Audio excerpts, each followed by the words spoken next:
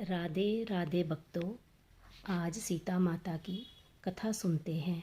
इस कथा को नित्य ही सुनना चाहिए। आइए, ये कहानी सीता माता कहती है और श्री राम जी इसे सुना करते थे।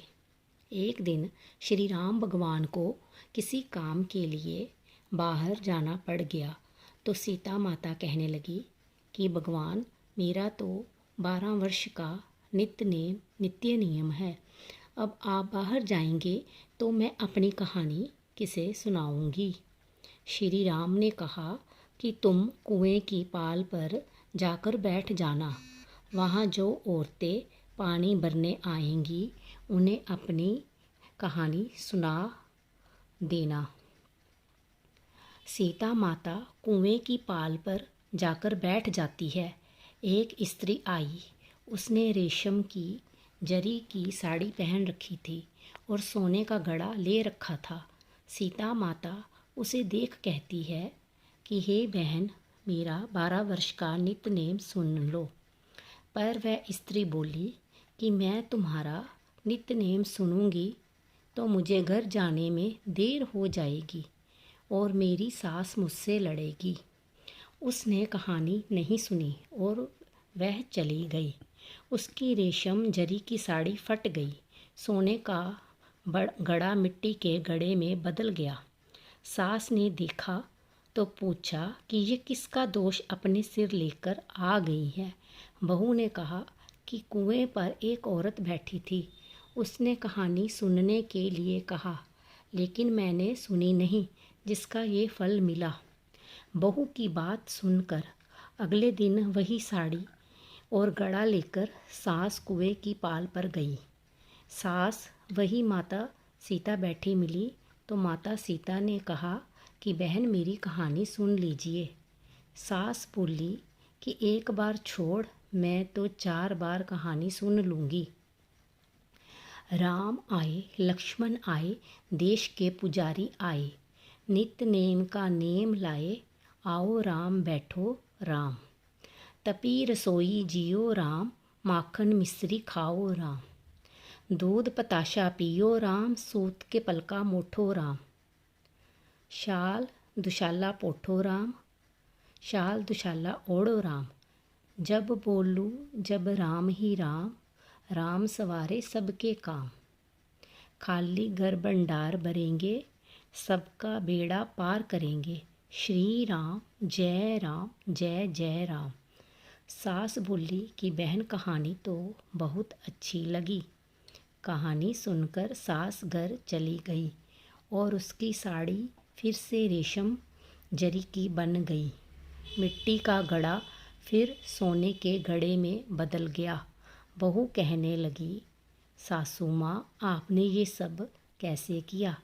सास ने कहा कि बहू, तू दोष लगा के आई थी और मैं अब दोष उतार कर आ रही हूँ। बहू ने फिर पूछा कि वह कुएं वाली स्त्री कौन है? सास बोली कि वह सीता माता थी। वह पुराने से नया कर देती है, खाली घर में भंडार भर देती है। वह लक्ष्मी जी का वास घर में कर देती है। आदमी की जो भी इच्छा हो उसे पूरा कर देती है। बहू बोली कि ऐसी कहानी मुझे भी सुना दो। सास बोली कि ठीक है, तुम भी सुनो। और सास ने कहानी शुरू की। राम आए, लक्ष्मण आए, देश के पुजारी आए, नित्य नेम का नाम लाए, आओ राम बैठो राम। तपी रसोई जियो राम, माखन मिश्री खाओ राम। दूध पताशा पियो राम, सूत के पलका मोठो राम। शाल दुशाला पोठो राम, शाल दुशाला ओढ़ो राम। जब बोलो जब राम ही राम, राम सवारे सबके काम।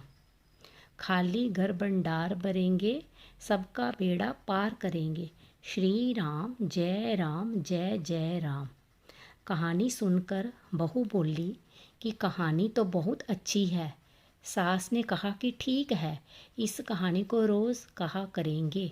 अब सास बहू रोज़ सवेरे उठती, नहाती धोती और पूजा करने के बाद नित्य नेम की सीता की कहानी कहती। एक दिन उनके यहाँ एक पड़ोस की औरत आई और बोली कि बहन जरा सी आँच देना। तो वह बोली कि आँच तो अभी हमने जलाई ही नहीं। पड़ोसन ने कहा कि तुम सुबह 4 बजे से उठकर क्या कर रही हो? फिर उन्होंने कहा कि सुबह उठकर हम पूजा करते हैं। फिर सीता माता की नित्य नेम की कहानी कहते हैं।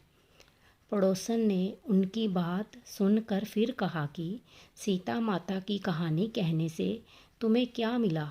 वह बोली कि इनकी कहानी कहने से घर में भंडार भर जाते हैं, सारे काम सिद्ध होते हैं, मन की इच्छा भी पूरी होती है। पड़ोसन कहती है कि बहन ऐसी कहानी तो मुझे भी सुना दो। फिर वह बोली कि ठीक है, तुम भी ये कहानी सुन लो। राम आए, लक्ष्मण आए, देश के पुजारी आए, नित्य नेम का नाम लाए, आओ राम बैठो राम। सारी कहानी सुनने के बाद पड़ोसन कहने लगी, बहन कहानी तो मुझे बहुत अच्छी लगी। अब वह पड़ोसन भी नित्य नेम सीता माता की कहानी कहने लगी। कहानी कहने से सीता माता ने पड़ोसन के भी भंडार भर दिए। अब तो पूरे मोहल्ले में नित्य नेम की कथा चल पड़ी। हर किसी की मनोकामना पूरी होने लगी।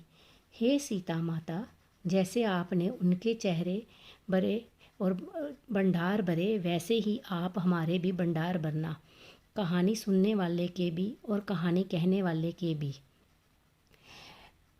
कथा समाप्त हुई। अगर आपको मेरी कथा पसंद आई है तो प्लीज़ मेरे चैनल को लाइक, शेयर, कमेंट और सब्सक्राइब करें।